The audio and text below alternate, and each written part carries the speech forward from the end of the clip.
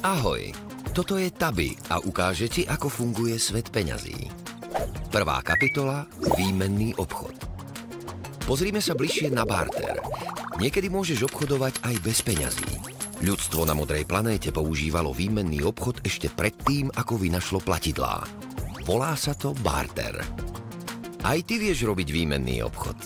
Napríklad, keď vymeníš svoju desiatu za inú od spolužiaka alebo spolužiačky.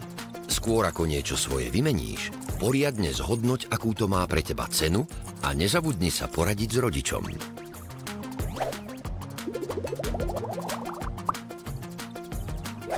Raz chcel Tabi vymeniť s kamoškou Vision jablko za koláč.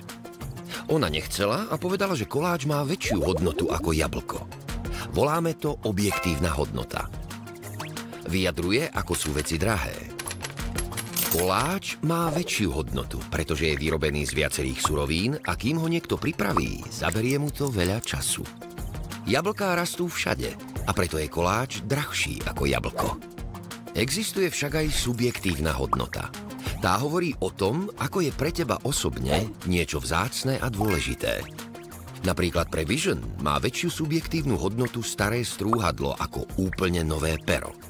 Je to preto, že ho dostala od mamy, keď bola prváčka a má ho radšej. Poďme si to zopakovať. Dnes sme si ukázali, že barter je výmena niečoho za niečo. Objektívna hodnota hovorí, akú majú veci skutočnú cenu. A subjektívna hodnota je o tom, ako je niečo pre teba vzácne a dôležité.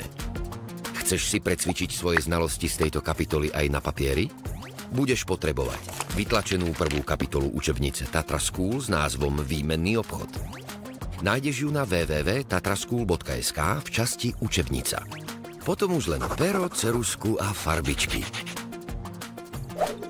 Chceš sa o peniazoch dozvedieť viac? Stiahni si Tabi aplikáciu.